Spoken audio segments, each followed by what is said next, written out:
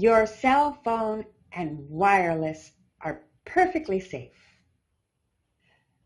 That's what the industry would like to have you believe. But it just isn't so. Don't be fooled. Hi, I'm Alison Heath, the Longevity Rescuer and host of the EMF Summit. I was speaking to Sharon Noble, one of the guests on the EMF Summit. She's the director of Citizens for Safe Technologies and StopSmartMetersBC.com. It was very interesting, the story that she was relating to me. She was saying that cardiologists are noticing an increase in heart arrhythmia that has expanded exponentially over the last few years. And some of them are actually attributing it to EMF radiation. This is the radiation that we're getting from our smart meters, from our wireless devices, from our cell phones. It really is worthwhile for us to become aware of this. I was speaking to a woman in the post office, and I said that I was doing the EMF Summit. She said, well, what's EMF? So I started describing it to her. And I said, do you have children? And she said, yes. I said, do you have any grandchildren? She said, yes. And I said, well, do they have wireless in their school? And she said, all schools have wireless, Alison.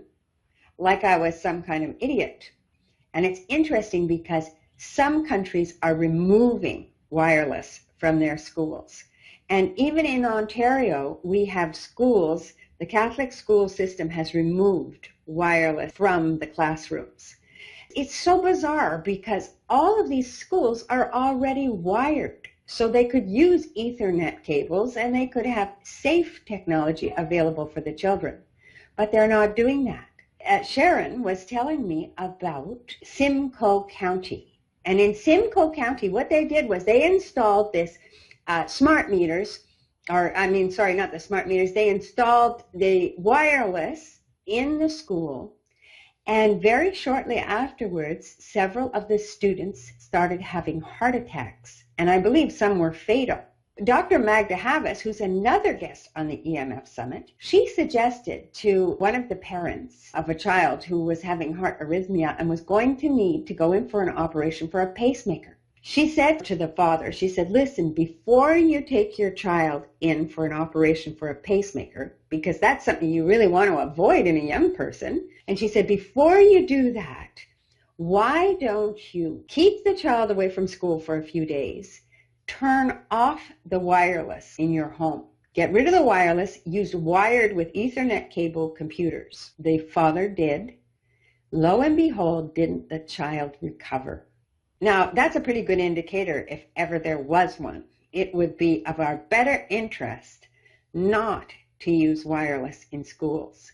You see, there's something called the precautionary principle. This means taking precautions, being aware that this technology could be harming our health, and taking precautions in our use of it before it's proven, quote unquote.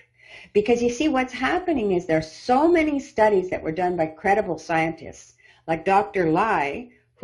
Henry Lai, he proved that there was neurological damage happening to the DNA from EMF radiation at low levels. He was discredited. They tried to get him fired. All these different things happened in his life for stepping out, standing up, and speaking. So many of the physicians are afraid to speak. Some of the scientists are really concerned because their funding is going to dry up and they depend on that funding to go forward. Understand that these technologies are not safe. Dr. Samuel Milham is saying that the cause of most of our diseases is coming from EMF radiation. Young children are the most susceptible.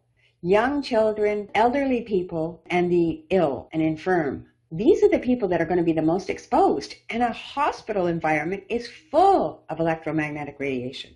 So it's really up to us to start understanding. As Dr. Samuel Milham was saying, he's an epidemiologist with over 50 years of studying this. He said the only thing that's going to stop industry are going to be lawsuits. It's going to take some massive lawsuits happening. In British Columbia, Sharon Noble was explaining to me that they have 2 class action lawsuits that are going on now currently. One of them with the Charter of Human Rights, because the Charter of Human Rights states that we should be protected. In this case, we are definitely not being protected. In the case of smart meters, in some cases, you don't have the ability to opt out.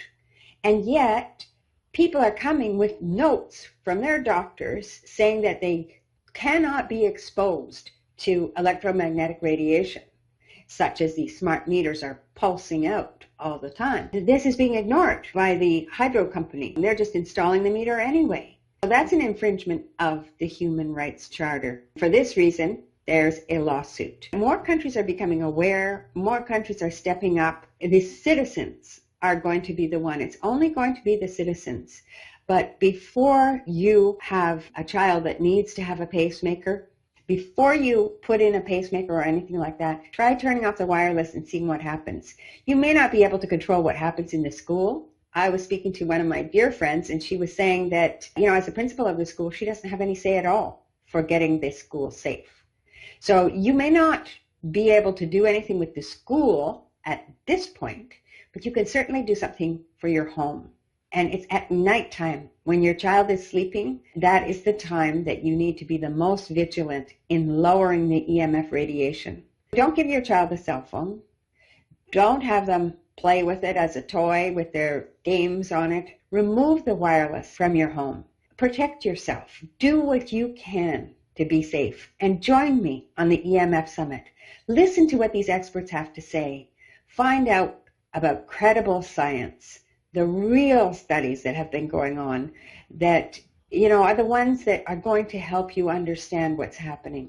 Not the junk science and the tons of studies that are being pumped out, industry-funded studies that have a completely different result because they bought off the people. Unfortunately, the results aren't accurate. Come and join me on the EMF Summit and learn more.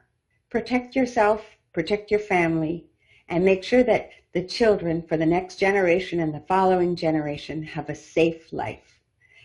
With that, I wish you the best year yet.